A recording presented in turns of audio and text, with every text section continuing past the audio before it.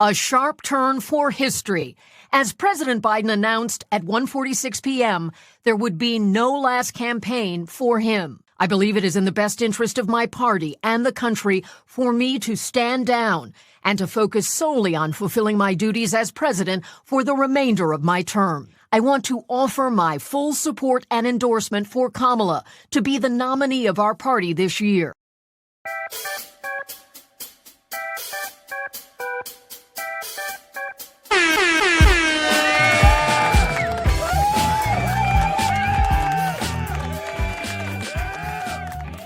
Hello, ladies and gentlemen, couch surfers everywhere.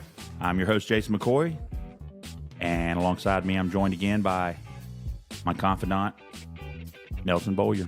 We are the cast to Put 'em on the Couch. Welcome back to our second impromptu episode, emergency episode number 2. We've put out 3 episodes, if you're counting, ladies and gentlemen, in the last 8 days. And let me say, I don't know if it's the content, I don't know if it's our tone, I don't know if it's the energy that we're getting from you guys, but this has been fun. A real roller coaster, I might add. And we couldn't do it without you, of course. Appreciate all your shares. Appreciate the new follows that we're getting on the Put 'em on the Couch Facebook page. Yes, I've been sending out a lot of invites through my Jason McCoy account. So if you see a follow button for Put 'em on the Couch, go ahead and click that for me. It's not going to ask you to do anything. It's not going to ask you to contribute or give any money or anything like that. I promise I'm not going to take your vital information at all, let alone sell it to someone. I just want to get a count on who supports this channel so we know the extent to which we need to continue making new content. Nelson Bowyer, what up, in bud? the world is going on, man? Oh man, it's a whirlwind. What a month. Yeah, this man. is your wheelhouse, brother. It's like my playoffs. This is a wet dream for a political scientist, isn't it? Yeah, a dream can easily turn into a nightmare, but Fever dream, they're calling it, I think. Not just as a political scientist, but as a historian, we're living in unprecedented times and navigating uncharted waters. Yeah, I've heard that. What do you mean by that? What do they mean when they say, give me one concrete example of uncharted waters or unprecedented times? Well, sure, I can give you a couple. I mean, first, this was the first assassination attempt in the social media age. Sure. On President Trump last Saturday in Butler, Pennsylvania. And so the response is going to be different. The response is going to be, seen in a new light. Yeah, way more immediate for sure. Yeah. And then, obviously, with President Biden announcing yesterday that he is suspending his presidential campaign, stepping aside, passing the torch is the phrase I've heard most often. That doesn't happen very often, if at all, does it? It's never happened. No, not quite like this, right? I know LBJ left in 1968. Funny enough, that convention was also in Chicago. Was it really? It was, and that convention saw the nomination of his then Vice President Hubert Humphrey. Right. So I guess you could say those are similar, but this is very different. Reason. This right. is an open convention. We've never seen an open convention. I know that Vice President Harris is getting a lot of support. Yeah, 12 governors so far, I believe. I believe all 50 state party chairs. All 50 state party But chairs. I want to be clear to our listeners, the delegates at the Democratic National Convention can vote for whomever they have want. agency. They can do what they want. They can do whatever they want. I do know that the delegates that were Joe Biden's in North Carolina here, for all of our North Carolina listeners, have said that they are throwing their support behind Kamala Harris. But again, that's to be seen, right, during the convention. Yeah. And of course, the Republicans just wrapped up their week in Milwaukee. Yeah, their I convention. saw Hulk Hogan and Dana White and Kid Rock. Well, maybe we should start there. Let's is begin up there, with huh? all of those, B-list celebrities? I mean, look, don't get me wrong. When I was 10 years old, I did a lot of childish things. I got a little bit older. I put away a lot of those childish things. But to my chagrin, I'm sitting there late at night, a couple nights ago, when the Republican National Convention is wrapping up. I guess that was Thursday of last week. And here's Hulk Hogan ripping off an American shirt to expose some kind of weird pro-Trump shirt underneath. Boy, he got quite the applause, though. Admittedly, at first, when I just kind of glanced at the television, Nelson, I thought it was Marjorie Taylor Greene. But it turns out, no, it's just an aging Hulk Hogan. Ouch. Yeah. You know Hulk Hogan's real name, don't you? I have no idea. I don't what his think real name anyone is. does, because that was odd to me as well, that they called him by the name that he uses when he's acting. They didn't call him by his given name. Okay. Terry is his name. It's Terry? Maybe I've heard Terry that before. Crews or something. I'll be honest, man. A lot of his riff, a lot of his stuff wasn't landing with me because I didn't watch wrestling A and B. You know, I'm not a Gen Xer. I'm a millennial. Well, how many of those do you think you need? Like, okay, Hulk Hogan, yes, he was a wrestler during my upbringing. But then you trot out a bunch of others that are kind of doing the same stick. I saw Kid Dana Rock White. come out, then Dana White. It wasn't that odd. Talk about unprecedented. Here's an entertainer, a guy who's the head of the macho fighting organization known as the Ultimate Fighter. Look, I like MMA just like the next person, but I mean, I don't bow down or fetishize these men. But apparently Trump, you know, he's been friends with these guys for a very long time, Dana White included, and he asked Dana to come out. There was some consternation about how and sort of what precluded Dana coming out. Was he on this vacation? Was he not? Did his wife really tell him to come? That was weird. That was a little bit weird too, because I've heard two stories about like, that. I think somebody timed it. There was like 6 minutes of Trump's riffing. acceptance speech. Yeah, it was It's a just little like, bit what? strange. He was there, and then he was here, and now he will go somewhere else. I like his wife better, and he'll go back. All right, look, let's be fair. Let's put all conventions into a little bit of context here. All right, first of all, B-list, A-list, C-list, all sorts of celebrities go to these conventions, both Democrat and Republican. I am sure next month in Chicago, there's going to be we'll see Democratic. Beyonce and we're going to Jay-Z see and them. Oprah and they're maybe all, some others. But they're all going to be there. But will any of them actually announce Kamala Harris or Joe Biden? Like, will any of them? No, I don't you know think what I mean? so. That seemed a little odd. Dana White coming out doing that. I think that was a little odd for me. Maybe Doug Emhoff. I think maybe Doug will. Isn't that his last name? Yeah. I think Doug will come and endorse as well, or Right. introduce. But you're his just wife. saying, look, these are not like. No, that's not unusual. But here's what conventions are all about. They're a party's opportunity to, today at least, they used to be where you select the nominee. Now that's done through the nominating process. They are a party's opportunity to put a message before the American people. I'll ask Show you what as a America's viewer, going to look like. Their vision of America in the next 4 years. and their vision of America, their vision of themselves, and the candidate. Okay. I will ask you What- to sum up. Well, first. What do you think the message? Because I have a very clear message. Oh in yeah, that I do convention. too. It's a clown show. It's a hellish, No, ghoulish. see, it's a you're- ghoulish. Take off the partisan glasses. No, I am. Put on the observer glasses. I didn't hear. That's really kind of the interesting thing about it.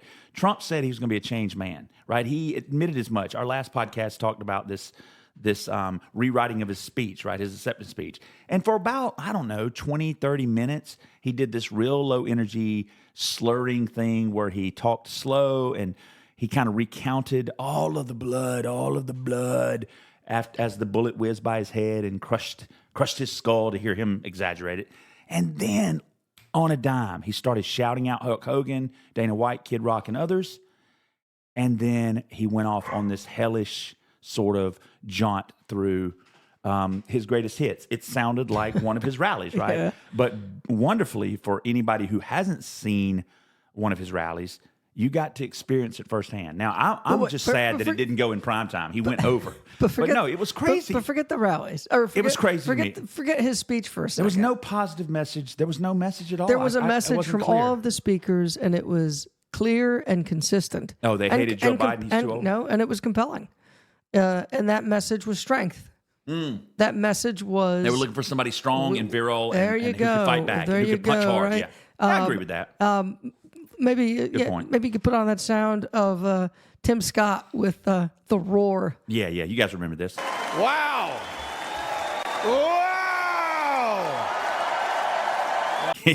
Yeah, that was a good one. That was weird. That was Like you don't very have to. weird. Why are you still? Anyway, I can't. Well, I mean, I can't get into again, that. But weird as it might be, right? What is the message? Fight. This is a guy who gets back. Fight. You heard the fight chant a lot. You had people. Dana White talked about fighting. There you go. all We of have them. wrestlers. We have fighters. We have That's a people good who are point. in That's a that good business. point. Strength was the message Well, let me tell you something, brother.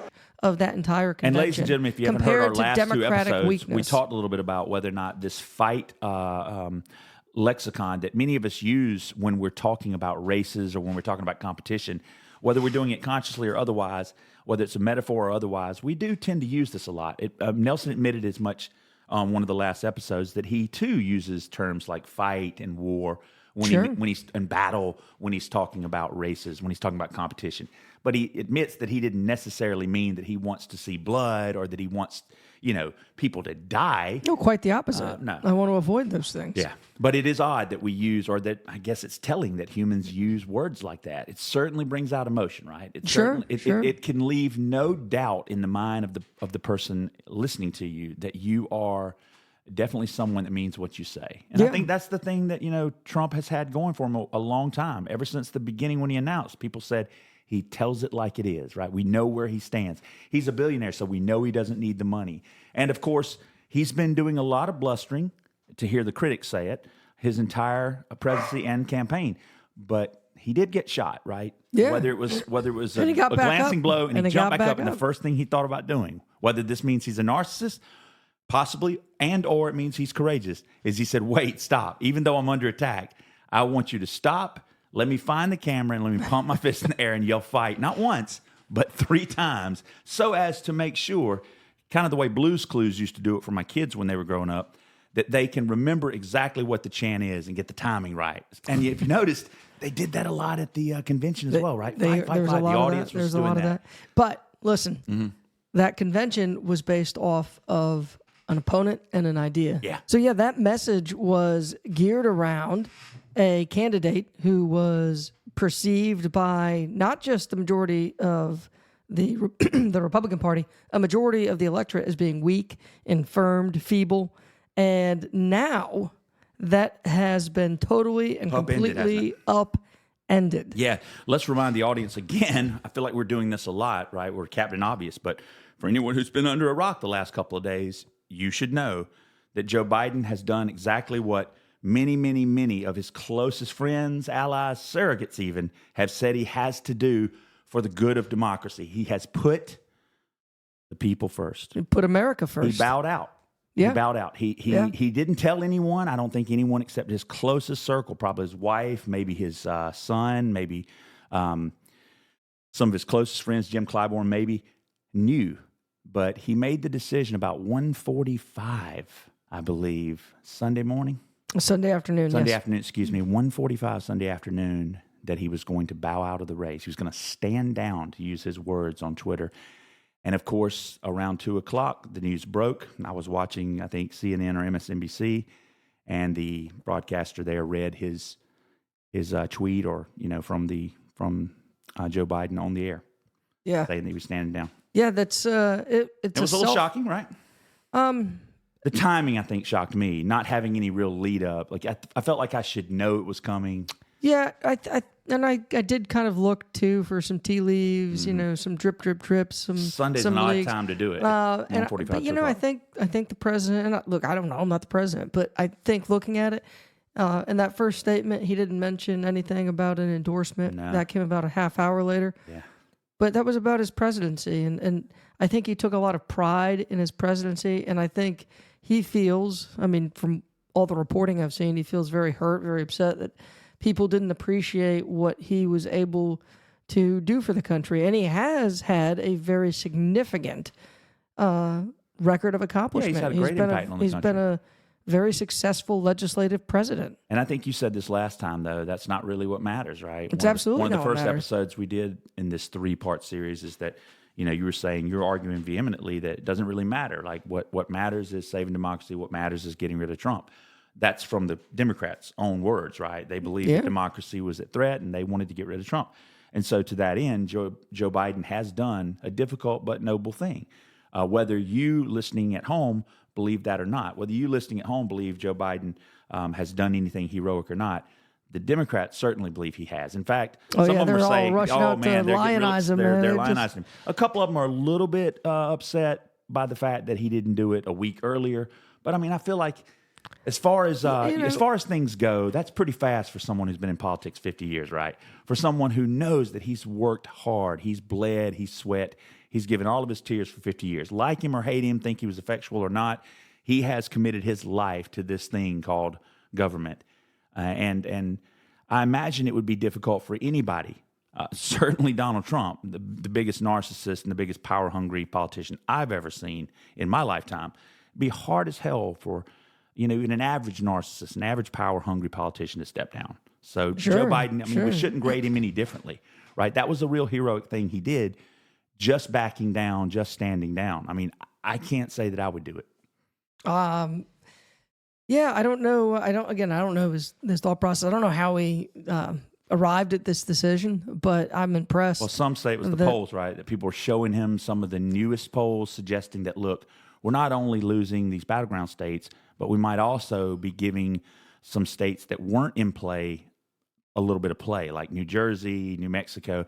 They were worried. Virginia was in play. They were concerned. I mean, if you want to get rid of someone who really does love democracy, that's probably what you tell him, whether it's true or not. And I'm not suggesting there's a conspiracy theory, although it is odd. I mean, again, 14 million people voted for him in the primary, ladies and gentlemen, and then we just kind of threw him out the window. 84% of, but again, I go back. There wasn't a real battle in the primary. There wasn't a real choice presented in the primary. Right.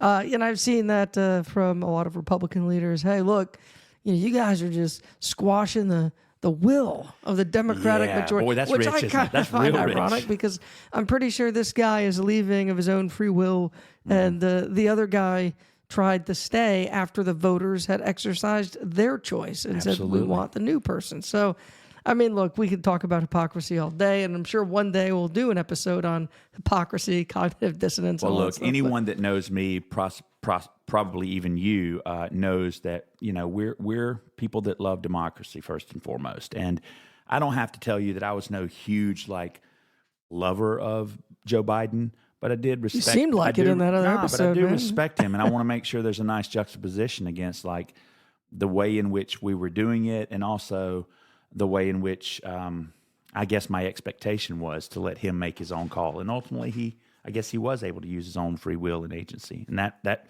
warms my heart. But I want to say that I feel like I'd be remiss if I didn't use a little bit of this podcast time to sort of just kind of recount the things that Joe Biden did do for this nation. And not just during these last 4 years, but throughout his career. And we'll talk about that just a tiny bit on the other side. You're listening to Put 'Em on the Couch, and we're talking about the post-apocalypse, right? We're talking about what has happened after the RNC's crazy convention. Trump is different. When he stood up after being shot in the face, bloodied, and put his hand up, I thought at that moment, that was a transformation. This was no longer a man. I think it was divine intervention. But the effect that it had on Donald Trump, he was no longer just a political party's nominee. This was the leader of a nation. Hello, Couch Surfers. If you're just joining us, I'm Jason McCoy alongside my good friend and colleague, Nelson Bowyer, and we are the cast of Put 'Em on the Couch. Today, we're talking about Joe Biden, Donald Trump, Kamala Harris, J.D. Vance, and all of the big players in the lead up to the November presidential election. On the other side, we were just talking about, as we do, just recapping what has gone on these last couple of days, if not weeks.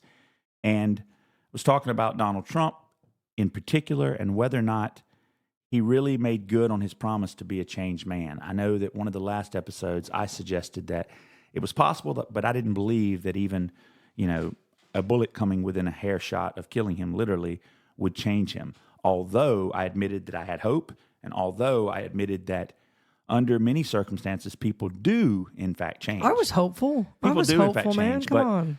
If you had a heart attack, wouldn't you be different tomorrow? Yeah, but I was thinking. Or does it depend on the severity of the attack? It's that list that I gave you as well, right? If you believe that you are closer to God and you're doing God's work and God protected you on that day. I'm not supposed to be here tonight. Not supposed to be here. Yeah.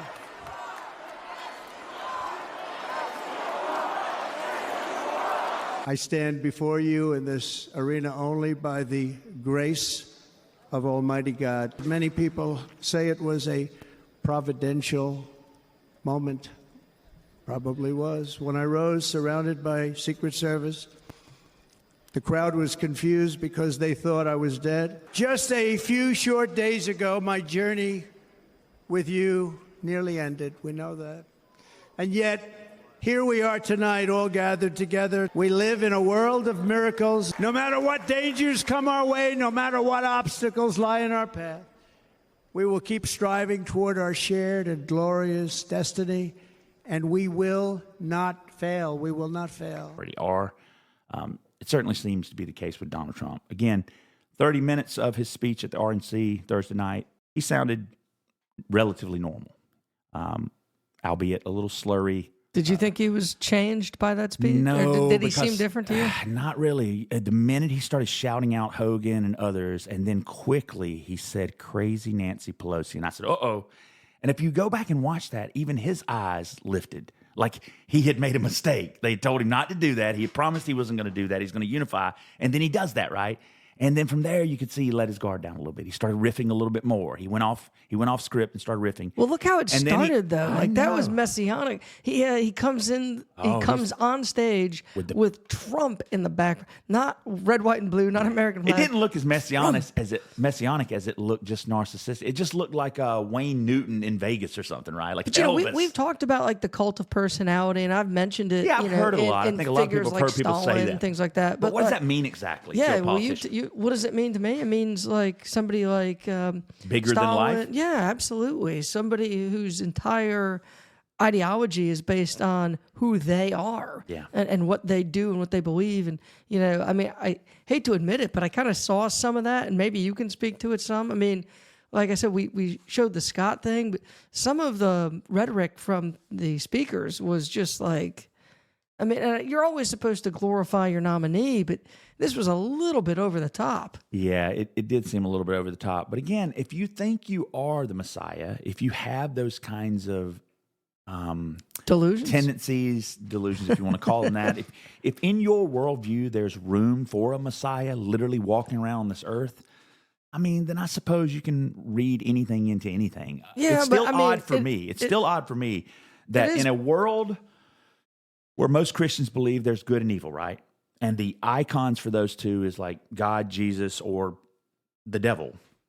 They can listen to Donald Trump And say Jesus. automatically go, that's God, that's Jesus, that's the Messiah on earth, and not just for a little bit think, maybe that's the Antichrist? Like God uses people in different ways, right? Mysterious Right? ways, I'm doesn't he? telling you, Right? right? But so does the devil. We're all right? different. So does We're the all devil. different vessels.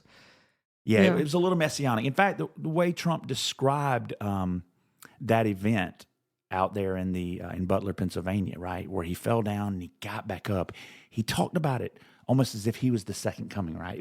He had a kind of a messianic message. He talked about being a what was the word he used? People have said that it's providence.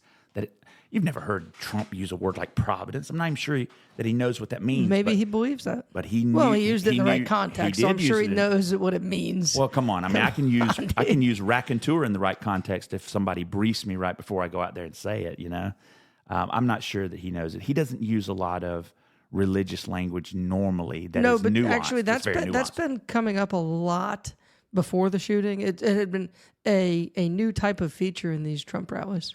Well, yeah, you definitely need it. You want to get the evangelicals on board, right? You want to keep those By telling them Christian you're white Jesus? nationalists on the board. Yeah, because they believe in the second coming. They believe that there is going to be a second coming of Christ, and that Sure. that there's going to be an antichrist walking Yeah, around, and but I guess also the a savior that's temple, walking but the around. temple has to be rebuilt I first, so we're not guess, even there. I guess. And I don't think Trump will be around or Biden will be around when it is Well, rebuilt. look, so. not to belabor the point, but I think we would both agree that Trump is not a changed man. And You I don't would say think, no. No, I don't think he's a changed man. In fact, let's listen to this from last night's rally he did. You think Joe Biden does that? He doesn't know what the hell he's doing. But he's in particular, he's pretty bad, I tell you. Can you imagine these killers? President Xi of China, he's a brilliant man. He controls 1.4 billion people with an iron fist. President Xi, Putin, all of them, they're all smart, tough. They love their country or they want to do well with their country, whatever it is, all ideology. But we have to have somebody that can protect us. And Orban was right. We have to have somebody that can protect us. Right now, we have really low IQ people in there. And the president in particular, he has about a 70 IQ, and he's going against 210, and it never works out. It never works out. Right? Questioning Joe Biden's IQ. So, yeah, there you go. This guy's not a changed man, and I'm afraid. What do you think about his new man. His new man, His new J.D. VP. Vance. Well, look, I don't think that helps his charge at all. I was just listening to some analysis a couple of hours ago, and it was David Plouffe or someone like that who said, listen, if you believe that you're going to win the presidential race by a landslide, then it doesn't really matter who you pick as your running mate. You don't need a legacy running mate. You don't need somebody established. You don't need someone that helps you in any state in particular. You just grab Trump light, or you just grab, the next coming of Trump. You grab J.D. Vance. He's young, he's enthusiastic, relatively good looking, and maybe he can just sort of take the mantle from me and keep it burning, keep it going after I'm long gone. However, if you are Trump and you believe that it's going to be a tight race, like the Democrats have always believed it's going to be a tight race, then you probably should have gotten somebody that was a little more conservative, that was a little more old school, maybe even at least a neoconservative, right? Establishment, yeah. But man, he just doubled down and went straight to J.D. Vance. Again, I'm not going to say that in 2016 it wasn't a great book. It was a great book in 2016. I happen to have read it. And one of my most liberal friends is the person who recommended I read it. And it resonated with me as a person who grew up in a working class to low class family, or, working class, I guess, poverty-stricken family or a poverty-stricken area. It did resonate with me. But my understanding is this guy's done an about face, right? J.D. Vance was someone for whom people could look to and go, oh, he gets it. He understands the discrimination. He understands class warfare. He understands how the working class and the poor have been forgotten, particularly through Appalachia. And then, of course, he threw all of that away, got in bed with Peter Thiel, the billionaire who helped, oddly enough, Hulk Hogan take down the news source Gawker not too long ago, and said, you're going to be my new protege. I'm going to help you get the Senate in Ohio, and I'm going to give you these big hedge fund jobs, and we're going to push you out there to Trump. I'm going to introduce you. Peter Thiel introduced J.D. Vance to Donald Trump, is my understanding. All right. Donald Trump didn't really know who he was, and said, here's your guy. All right. Well, hey, look, he is an ambitious politician, and America's filled with ambitious people. But does he help Trump, do you think? Does he help him? He could. And does he need to now? Does he need to now more than ever? Now that he could, Biden's out of the race? we need a few days to what this settle. I mean, turning our attention to this race, because I think we have to see what the polls look like, how Harris performs with some of these supporters that Biden had lost, black men, young people, and we have to see what Biden's exit does with those blocks of voters. Are they firmly in the Trump camp? Or are they undecided? Are they coming home to the party? Right. So we have to take a look at that. Well, if small donor donations, Nelson, are any indication of the kind of support that Harris is going to enjoy. $50 million. It's been reported that she bucks. earned about $50 million, and that's literally in the last 24 hours or less after Biden announced his how much of that was yours? Endorsement. I won't say on the air. Did you donate? I will say, however, that you can give to all sorts of wonderful groups if you are pro-democracy, but more specifically, if you're pro the Democrat ticket, there's all sorts of wonderful groups out there. There's like blue wave groups. There's, of course, the Lincoln Project, which is one of my favorites because it's put together by people that are former Republicans, like George W. Bush Republicans. Yeah. At any rate, George Conway, he was a Lincoln Project guy. Now this is Kelly Conway, one of the president's counselors. Trump's counselors.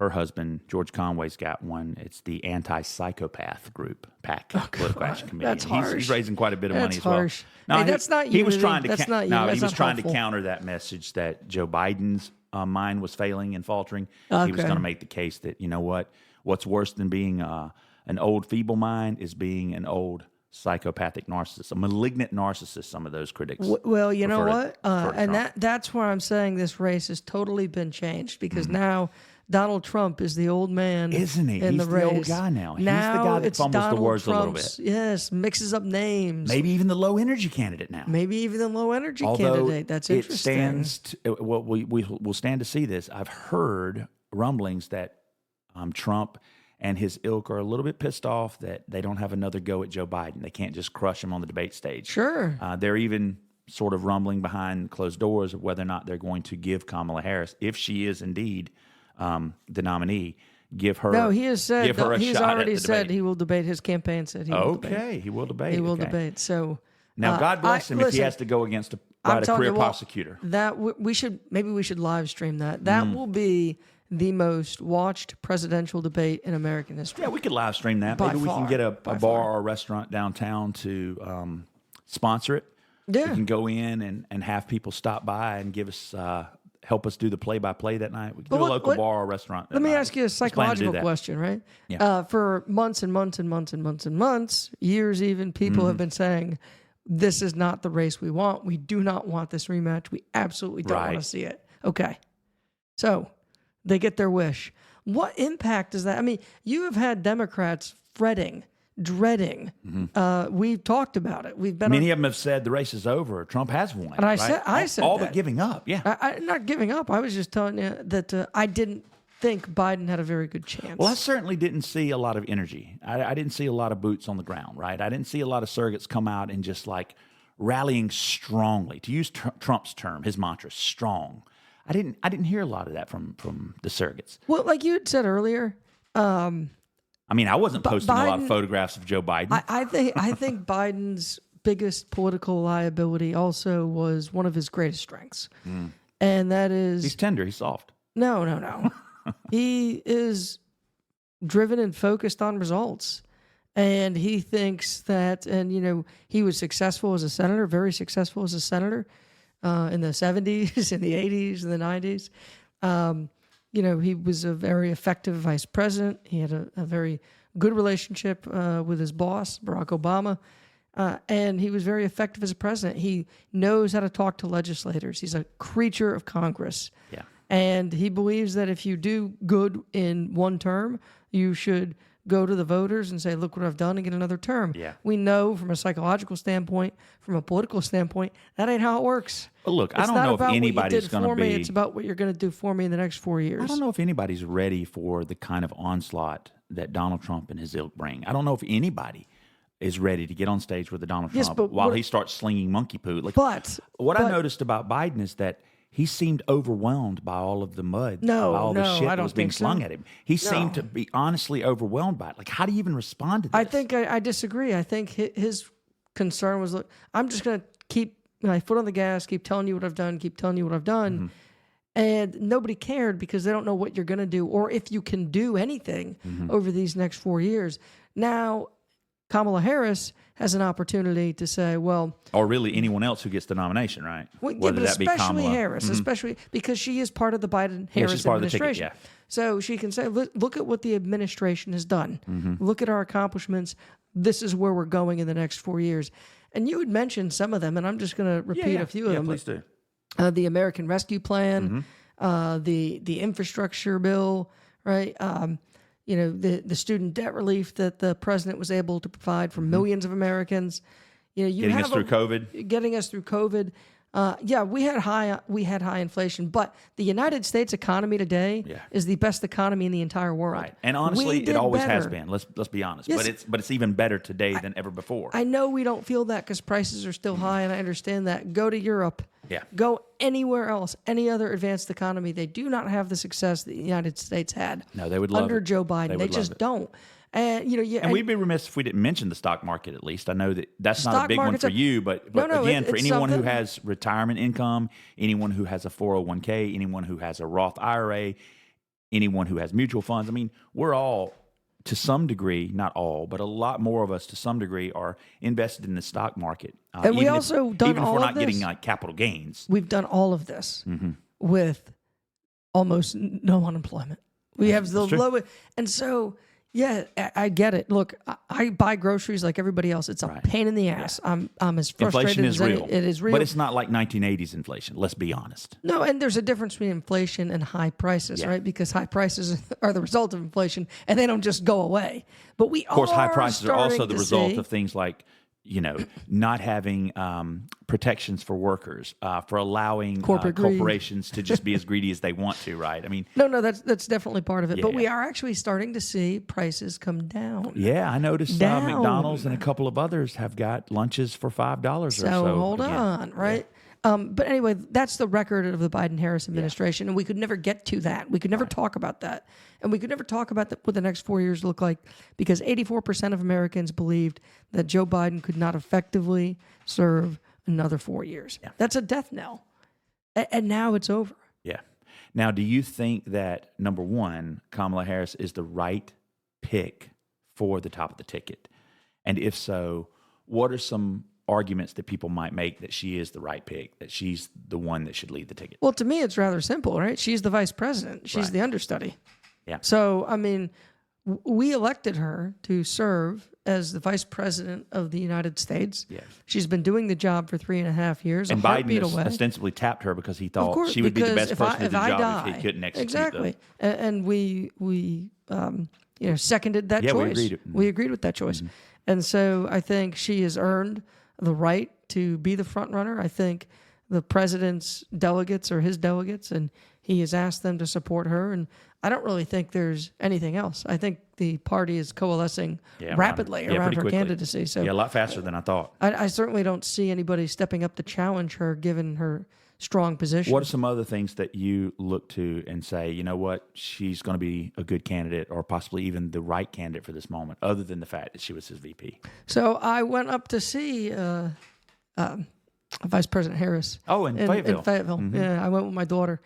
And I'm telling you, she's compelling. Mm-hmm. She has a prosecutor's ability to recall facts, to present them in a way that convinces you of the righteousness of her argument. And I think that's what you're going to see moving forward. I think the campaign is now going to be about what Donald Trump doesn't want it to be about. Oh, that means Kamala Harris is going to talk about women and women's rights, do you think? It's going to be about women's rights. It's going to be about democracy. Yeah, that was eerily absent, wasn't it? That was odd that it was so absent from the RNC's convention. Not a whole lot about women's rights or Roe v. Wade or abortion. Didn't talk about J.D. Vance's position. Didn't talk about that stuff. But you think Kamala Harris is going to be prosecuting that case loudly and proudly? Absolutely. Absolutely. Yeah. I've already seen a couple memes that this is the prosecutor versus the convicted felon. That's not a good look for the Trump administration, particularly for someone who believes in the law and order. Yeah. And I just think everything is so reset. Like, I feel, and maybe I'm projecting this, I feel a sense of relief because this was the last matchup that I wanted, the Biden-Trump matchup. It's just incredibly unappealing. It is unappealing. It was a little boring. It was a little bit like, we've been here many times before. I don't need excitement. I don't need to be riveted, but I guess I do need a little. You need a little passion, a little excitement, I need a little inspiration. Well, I agree. I need to feel inspired that tomorrow is coming and it's going to be great. Well, for me, I need to be motivated, right? Like, so if I'm not motivated, I'm not going to put out, as much information advocating for the candidate that I want, right? I'll admit I didn't put out a lot of stuff advocating for Joe Biden. Occasionally I would do it, but it was kind of tongue in cheek. I would put out a photograph of him with the little piercing blue eyes, as Dark Brandon, right? I'd put out a little funny video or something that was created by, some group that wanted to portray Biden as secretly smarter and secretly stronger than Trump. But I always knew that was kind of silly and kind of a reverse caricature, if anything. But honestly, last night, man, when it seemed to me that Kamala was basically, I don't want to say coronated because it sounds like she didn't do the work to get it, right? That she doesn't deserve it. But when it seemed to me like Kamala was probably going to be at the top of the ticket, I immediately started looking for photographs of her. And the one that stuck with me right from the outset was that one of her walking down the street, and the shadow that's cast on the wall is the little girl that has become iconic for the Brown versus the Board of Education, with the little school satchel. Yeah. I mean, there's nothing more iconic than that little girl when it comes to civil rights, right? Right. Here we've got a woman in Kamala Harris who is a walking icon. she's a testament to everything that Trump and J.D. Vance are against, right? That's right. Everything that Trump and J.D. Vance are sort of creating chaos around, Kamala Harris represents it, from women's rights to diversity, equity, and inclusion. I mean, you just name it. Yeah. Oh yeah. Yeah. I'm. The contrast is, I don't know. Couldn't be more clear. No, I don't know that it was there. It was there with Biden in that, But it was hard to see it, or at least it didn't stand out as Right, much. it didn't When these pop. two old guys walk on the stage, they're both old. They both kind of mumble. They both talk the way they've always talked. You've heard it before, right? Right. And so now we've got someone who maybe we're going to hear for the first time in many ways. We're going to hear her for the first time as a candidate for president today. Now, whether she gets the nomination or not, and I think you and I both agree that she will, and we think that she's probably the right person for the job, there are going to be some crazy attacks mounted against her. I think they've already started, right? Sure, I've said this before, and that's with anybody, but she's going to get the double, triple hate. She's going to get the women hate, the misogyny. She's going to get the race hate, the racist. She's going to be called a non-Christian, the way they called Obama a Muslim. She's going to get the crazy card. Trump loves to play that one. Just listen to her, he said, again, in his talk All right, last night. let's get into that this. She's got a crazy laugh, so therefore she's crazy. What about the nickname? What Well, Trump has got to give her a nickname. He wants it to be Crazy Kamala because he actually Crazy said Kamala? that, 'Cause he but don't he want- can't say it because he said not quite as crazy as Nancy Pelosi. See, he can't do it. He You can't go can't back. do Crazy Nancy and Crazy Kamala. No. He's going to have to do something else with. What Kamala. about cackling Kamala? I've heard that don't, one. Don't give him any freaking. You think fuel. Trump is a listener? Well, if he isn't, You think he's a couch surfer? He isn't. I know he's a couch surfer. Got that big bucket of chicken and a freaking Coke. I know he's. Well, a couch surfer. after a long day on the golf course, you gotta get that bottle of ketchup. Yeah, and you got to put the you got to put the sweatpants on. Overdone sirloin and a bottle of ketchup. Man, he goes to town. No, seriously, I think that she's going to be facing an uphill battle no matter what, and so I think she's ready for it. I think she's smart enough to understand that this race between Biden and Trump was never just about Biden's age, as much as we wanted to make it out to be Biden's age. And we're going to find that out. That was sort of my prognostication, is that we're going to find out this race is going to be relatively close no matter who's running against Trump, specifically because Trump is a fucking cult leader. Now, with that said, I think her choice for vice president could really help put her over the edge. So if they're running neck and neck, or if he's a point or 2 points ahead or below her, what could really possibly push her over the edge? You talk about energizing, I'm thinking about two females on the ticket. I'm thinking about a Gretchen Whitmer, who can give us popular governor. I've thought about that too. Pushed us through COVID, pushed the Michiganders through COVID.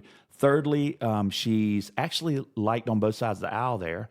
Fourthly, I mentioned she's a female. And fifthly, she's former governor of one of these really important 3 battleground states of Michigan. No, I like the idea. That's not a bad idea. I like if you the want idea. to double down and go 2 females on the ticket, yeah. right? That would be kind of cool. So I've brought this up to my wife, Mm-hmm. my daughters, many of my female friends, and it sort of makes me more aware, hearing their response of maybe my privileged position in society. Because what do you think they tell me? Oh, it's hard enough for one woman to get on the ticket. They said it's not possible. You're They crazy said for we're both not of them. there. Yeah, We're not I there. see. Well, I don't understand that. But then I've never experienced sexism. At least I don't think. Well, I look, have, then there's part of me that says, okay, well then if it's not a female, but you still need sort of a governor type, you need someone who's a real strong Democrat, progressive, someone who's really articulate, someone who can go toe to toe with Mr. J.D. Vance. I'm liking Wes Moore from Maryland. African American, Wes Moore is the same generation as J.D. Vance. I think they went to the same school. Basically have the same kind of bona fides, except J.D. Vance is a wishy-washy kind of a guy who's really super ambitious and lets that blind all of his integrity. And Wes Moore is like, you know what? I live kind of the same life J.D. Vance did, but I'm always sticking to my laurels. I'm sticking to my guns, so to speak. There it is, using that term again, that violent sticking to terminology. my guns. But Well, so I don't Wes Moore. But know. then I worry. Okay, you got a complete African American ticket.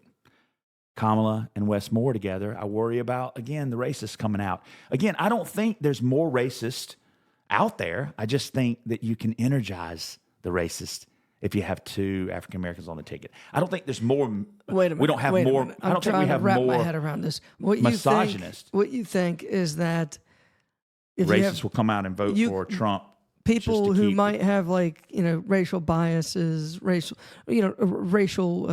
prejudices, that they would vote for one black person, but if you put two on there, they're going to come out of the woodwork and fight. I know. I feel like that's what Trump did. You put one crazy person on there, and maybe I stay at home, but you get J.D. Vance on there as well, saying women should have no right to divorce their husband, even if their husband's beating them. And I'm like, you know what? I'm going to definitely go out and vote. I don't know. We have I don't know. I we worry. have something of an antiquated view of the vice presidential selection, in my opinion. It used to be, you strove for something like regional balance, or balancing the talents and abilities of the candidates. So if one might be a governor, you're going to want connections on the Hill, so you pick a senator, Or maybe somebody with more international chops, so you pick somebody that was in the military. So I mean, things like that, right? But what we find today in polling is there's very, very little impact that a vice presidential pick can make. We see maybe 1 or 2 points in the home state, maybe. And so, that might be enough in a state like Michigan or a state like Pennsylvania. So that might be something to consider Well, there. if that's the case, then I can tell you who my pick is for vice president. Is it you? It's Mayor Pete Buttigieg. No. Absolutely. I love Pete because, first of all, Pete is going to energize the LGBTQ plus population. Mayor Pete is a family man. He and his husband have, I think, 2 children. Mayor Pete is going to tap into diversity, equity, and inclusion like never before. So you want to talk about creating a real good versus evil moment, right? The USSR versus America, or the black versus white, or the good versus evil. Again, these two going at each other would be a real slobber knocker. Yeah, I'm out. I'm out on that ticket. No, Tell me why. Too much.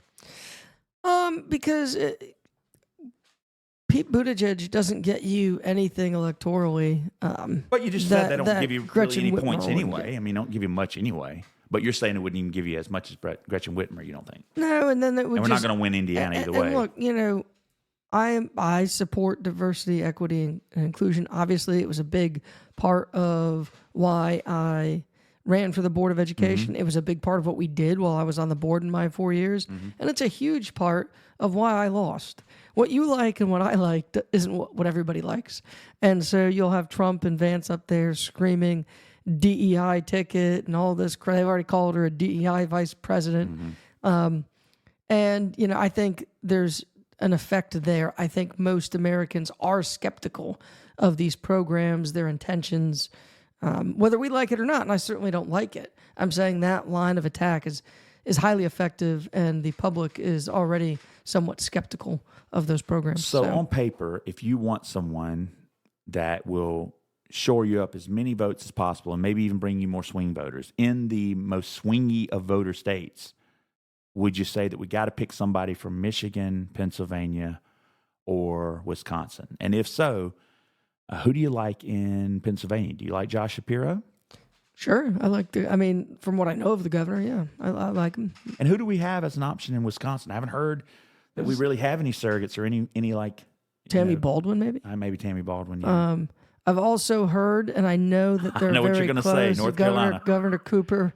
And again, you'd have He's to. been slightly ineffectual as a North Carolinian governor. No fault of his own. Governor, if you're listening, or anyone who knows you's listening, while I do appreciate your budgets over the past several years, I have to say that it's not like you really shot for the stars. Well, he was dealing with a supermajority. Dealing with a supermajority, so he was highly effective in limiting some of the damage. You want to see how effective he was? I like Mark Robinson, and they, man, that guy. Oh, I know, and I can't believe that Mark Robinson and Josh Stein are allegedly running neck and neck right now. I mean, I feel like if that's true, then Governor Cooper needs to stay here and try to stump for Josh Stein. I haven't seen Harris. that. I've seen Stein running about 8 to 10 points ahead. Well, I just heard yesterday that they were closer to even, which is just absolutely frightening to me. Again, I know that we're still early out, and that polls can change, and that.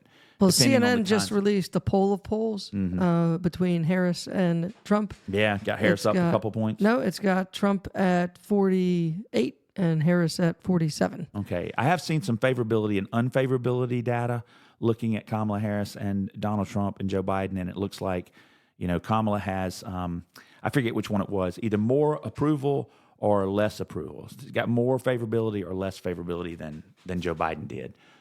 So it doesn't look at this point that she's offering a whole lot in terms of statistical data that proves that she can beat Trump. But wait. But it's the start, right? This is her Trump, entry. This is her beginning. Donald Trump has had years. The greatest month I have ever seen for a political candidate. And he's barely beating anybody. He's not. He's statistically tied. Yeah. So, I mean, we haven't focused on anything in this country over the last month and a half, other than Joe Biden's age. That's been what the campaign has been about. And now it's going to be about two visions for the country and the personalities, not the chronological age, but the personalities and, the ethics of each candidate. And that's what it should be about.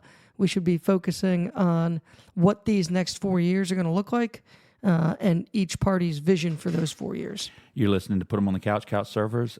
You're joined by Nelson Bowyer, my co-host, and myself, Jason McCoy, the host. We'll be back in just one moment to continue this conversation.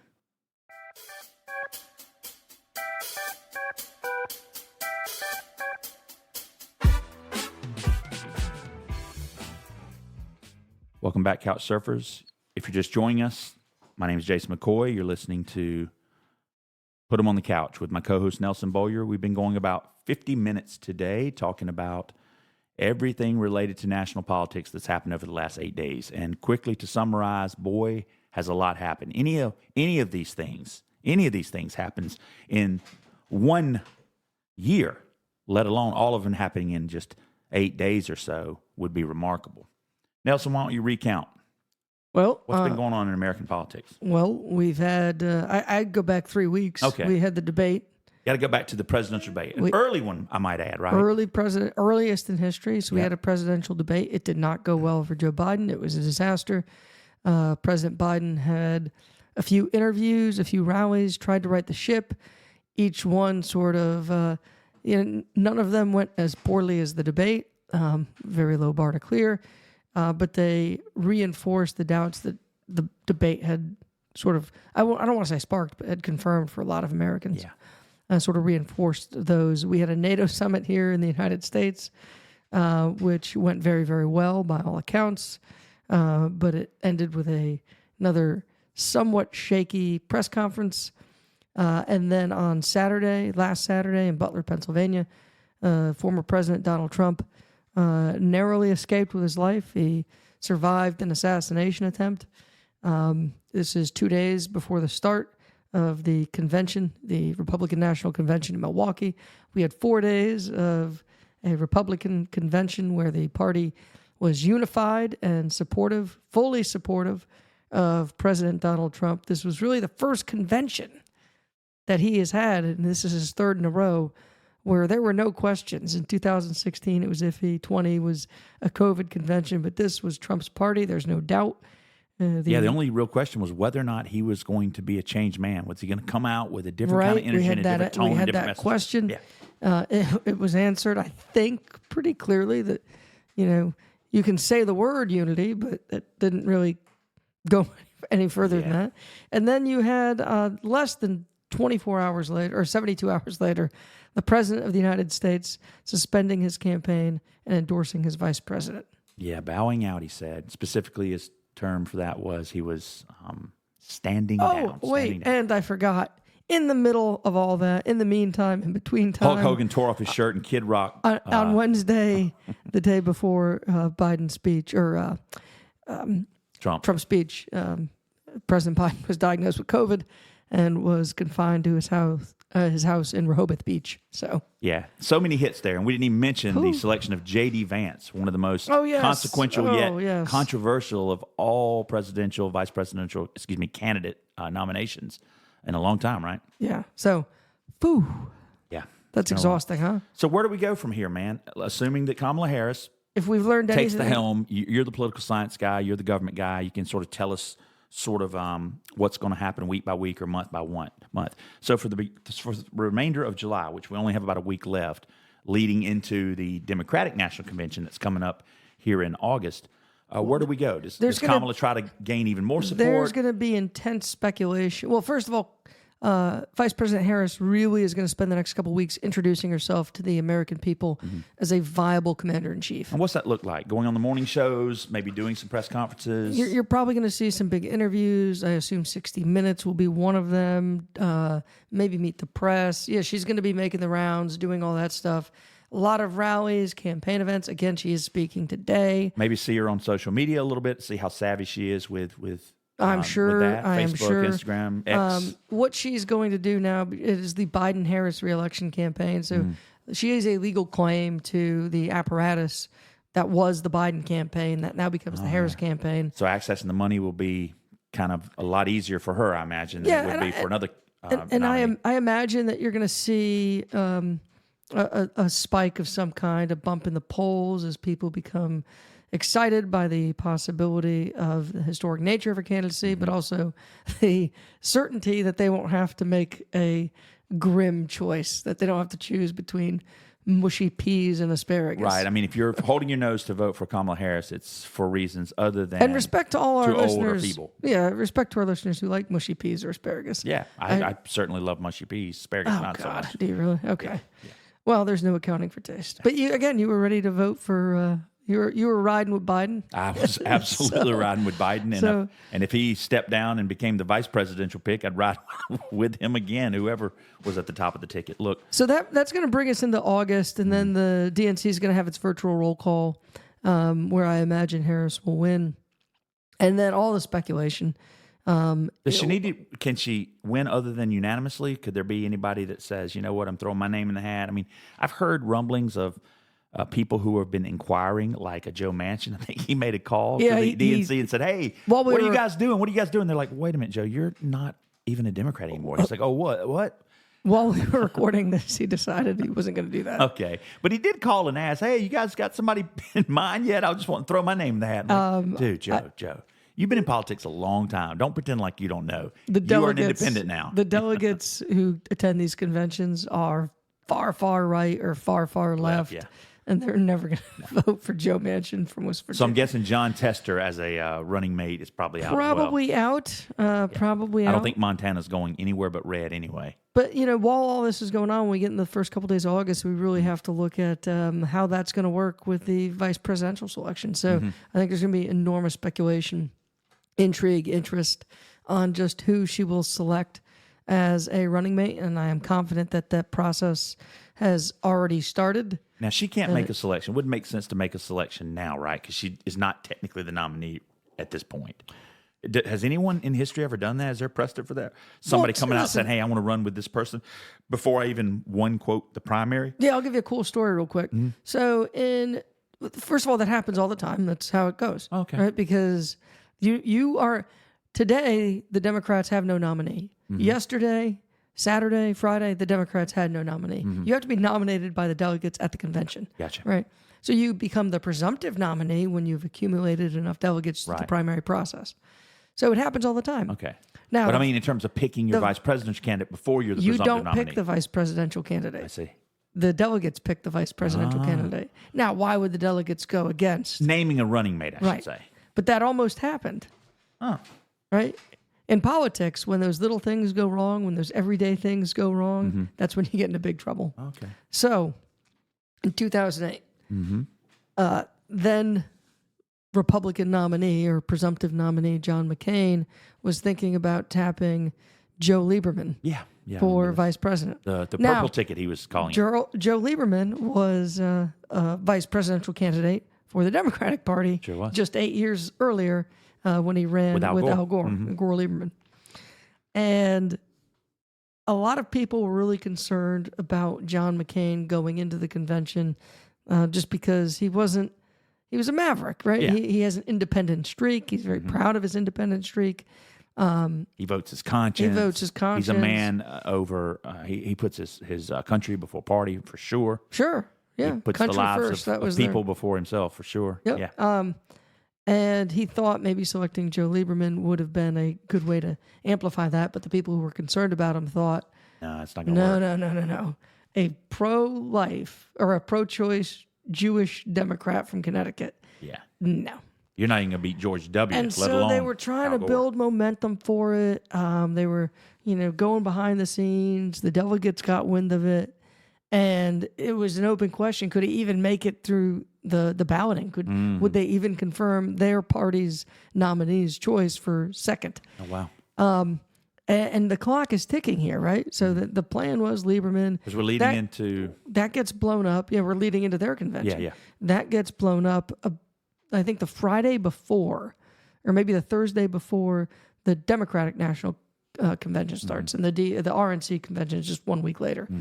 So they got to pick somebody. And all the data says that they got to pick a woman. That's this is a change year. We need a change pick. We got to pick a woman.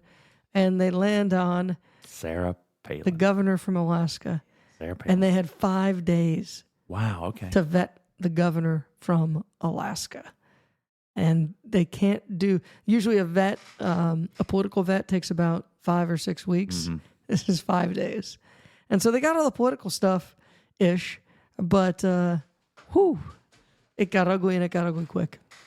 So is it safe to say that, what the Harris campaign, what the... Well, there's a very serious this machine risk is to the thinking Harris is campaign. that they're already thinking about people that have been somewhat vetted already. I mean, there's some governors out there that have already been somewhat vetted. Well, Pete yeah. Buttigieg has, for better or worse, been vetted. Sure, yeah, he has. was a transportation secretary. Or He has, and it is difficult to pick a governor. Look, governors have never been tested on the national stage, right? I don't know how Josh Shapiro is. I don't know if Gretchen Whitmer can hold up. I don't know if Gavin Newsom's got the chops. Well, speaking of Gavin Newsom, is it also true that he can't run on the ticket with Kamala Harris because they're both from California? Yeah, and the 12th technically, Amendment but not says really. you can't do that, really? If they I'd ended heard up- something about George W. and Dick Cheney. Cheney had to move from Wyoming to Texas, or from Texas back to Wyoming. Yeah. So they weren't from the same state. Yeah, because Seemed a the little odd. Electoral College can't vote for members of the same see. state for president and vice president. But there'd still be a way of doing it. Well, if pretty you wanted easy, it. yeah. Okay. And I mean, President Trump was considering Marco Rubio. He was in the Senate. So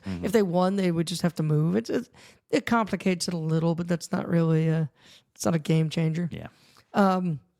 So yeah, I mean, there is risk in picking anybody, especially this close, because there's easy ways to find information. It's probably easier than it was in 2008, but still, it's like, you got to go back into these people's histories, and their high school histories, into their private lives, and you really have to know, Find out as much as you can. You got to know everything. Yeah. And so that takes a lot of time, and there's some risk, I think, there. Well, does that actually mean that, in some ways that also favors Kamala Harris for being at the top of the ticket as well? Because she's probably been vetted, and there's been a lot of... Well, she knows how to run a national campaign. Yeah. She's done it in a primary. It's unlikely she's that been the anyone's vice going to find president. anything on her that the ops haven't already found on her, Well, right? not just that. Again, I go back to Ron DeSantis. He sucked. He was awful. Yeah. And he was there was a time where he was just about even with Donald Trump in Yeah, I some remember. polls. And everyone's like, well, he hasn't opened his mouth yet. Like, let's see how he does. That guy he has a weird personality, or no personality almost. I don't like to say that as someone who believes in personality and believes that you can measure it scientifically. I tell my students that everyone has a personality. You just may not agree with it. But man, I have to say, when it comes to DeSantis, it's hard to put my finger on whether or not he really has a personality. He was an objectively horrible candidate who ran an objectively horrible campaign and completely misunderstood Right. what his message needed to be in order to connect with voters in the Republican electorate. Just completely blew it. But you know who does understand the assignment? I've been seeing a lot of memes lately to these white suburban moms who are middle-aged. Allegedly, they're voting for Kamala, man. They're all energized and excited. They understand the assignment. So watch out. The suburbs of Virginia, Ohio, Pennsylvania, Wisconsin, Michigan, the suburban moms are coming for you, Donnie. Well, I don't know if that's the case. And again, I predicted the next few weeks. As I said, a day in politics is like a year. I don't know what the future holds, but I do know this. I think this is the first time since the campaign began that we have a real race. We have a real election. We have a real choice. And I think whether you're a Democrat or a Republican, an independent, I think you're happy about that, and I think you should be, because elections are about choice. Well, look, I'm going to continue with that race metaphor as well, the horse race, and say I'm just glad they didn't shoot Joe Biden. I'm glad they just opened the gate and let him walk out into Didn't the pasture. send him to the right? glue factory? No, he just walked out into the meadow, out into the pasture, and he's going to get out there, and he's just going to be able to roam around, enjoy what little bit of sun he still has. Hopefully, he can be a stud horse. That's the way. That's the way you retire. I don't know if he has the right amount of energy for that, but I'll tell you what, he's been a damn good person. He's been a damn good politician for 50 years almost, and I do want to give the man props. He was a fine president, and like him, hate him, he did something that I don't know many politicians would ever do, and that's bow out. He has certainly put country over himself. He certainly put his party over himself. I mean, I have to say that. That's impressive in my book. By all accounts, he was not a heroic figure over the last few days. He was a human figure. Yeah, of course. He was angry. He But felt come on, betrayed. man. Give him a week, No, right? no, but that's what I'm saying. That's what I'm saying. I feel like the stages of grief. You know, I saw Van Jones from CNN. Yeah. I saw him talking about this being a very human moment, and I think the whole process has been very human. This is a person who loves his country, loves his work, and everybody around him is telling him you can't do it anymore. And I think, you know, we've all been through that or will go through that with our parents, if we're lucky enough to, right, with our loved ones. And then, you know, if we're very, very lucky, our children will go through that with us. And I'm sure it hurts. I feel a human connection to a guy who has just aged out of it and just can't do it anymore. Even though it's what he loves, even though it's what he believes in. And I'm proud of him for coming to that acceptance stage. Well, one other possible candidate that Kamala Harris might or could ask to join the ticket, again, assuming that she's going to be at the top of the ticket come November, is a gentleman who was a former politician, senior political commentarist for CNN, lieutenant colonel in the Air National Guard, Nelson. Represented the state of Illinois from 2011 to 23. He was and may still be a registered Republican. He represented Illinois' 11th congressional district and later won re-election for the 16th congressional ticket. This guy was an outspoken critic of President Trump and even voted to impeach and kick him out of office, prosecute him. Adam Kinzinger. Yeah. I'm wondering what you think about that possibility, the real possibility of turning this ticket purple. Would it turn it purple, or do most people consider Kinzinger a conservative Democrat? Well, most conservative Republicans consider him a conservative Democrat. Yeah.